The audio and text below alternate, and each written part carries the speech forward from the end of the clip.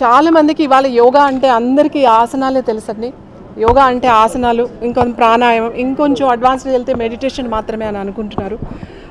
యోగా అనేది చాలా deep subject అండి.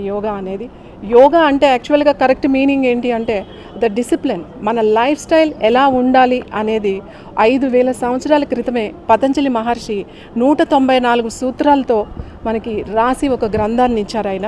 ఈ 194 సూత్రాలు 4 పాదాలుగా విభజించారు. అందులో కొన్ని సూత్రాలని నేను 100 మినిట్స్లో ఎన్ని సూత్రాలు చెప్పగలిగితే ఒక 50-60 సూత్రాలు నేను చెప్పాలి అని అనుకుంటున్నాను. అవి చెప్పాలి. దాని తర్వాత ఈవెంట్ ఎందుకు చేస్తున్నాను అంటే ముఖ్యంగా విమెన్ కోసం ఇది. ఎందుకంటే విమెన్ అందరికీ కూడా హెల్త్ ఇంపార్టెంట్, పర్టికులర్గా విమెన్కి ఇంకా చాలా ఇంపార్టెంట్.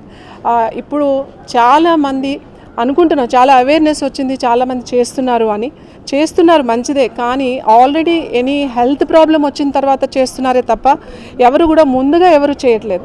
ప్రతిరోజు కూడా ఎవరైతే అందరూ ప్రతిరోజు మనం ఒక జీవన విధానంలో దీన్ని అడాప్ట్ చేసుకోవాలి. మన లైఫ్లో ఇది ఒక భాగంగా యోగాని ప్రతిరోజు మనం లేచి బ్రష్ చేసుకుంటాం, స్నానం చేస్తాం. ఇది ఎవరు మనకు చెప్పలేకుండానే మనకు చిన్నప్పటి నుంచి అలవాటైంది.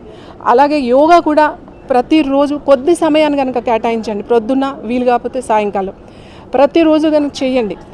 టైం లేదు అనద్దు, 15-20 నిమిషాలు. ఎందుకంటే చాలామంది అమ్మో యోగానా అంటారు, అంతే. యోగా అంటే కష్టమైన ఆసనాలు, తర్వాత గంటలు ప్రాక్టీస్ చేయాలి అనే ఒక పొరపాటు కూడా అనుకుంటారు.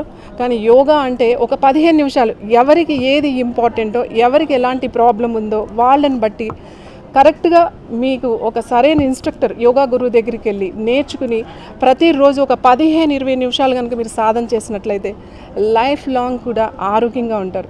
ఇంకొక విషయం ఏంటంటే రెగ్యులర్గా చేయడం వల్ల మనం చాలా సమస్యల్ని, డిజార్డర్స్ని, పర్టికులర్గా డిజార్డర్స్ అన్నీ కూడా ఆల్రెడీ మనకి బాడీలో ఉంటాయి, అంటే మన శరీరంలోనే పుడతాయి. అవి మనం ఒక 10 సంవత్సరాలని పోస్ట్పోన్ చేయొచ్చు. అంటే మనకి 40స్లో వచ్చే డయాబెటీస్ని 50లోనో 60లోనో మనం పోస్ట్పోన్ చేయొచ్చు యోగా ద్వారా. కాబట్టి yoga is a very important.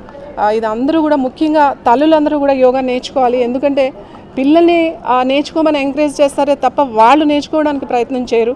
ఎప్పుడో ఏదో హెల్త్ ప్రాబ్లం వచ్చిన తర్వాతే యోగా చేయాలి అని అప్పుడు యోగాకు వస్తున్నారు.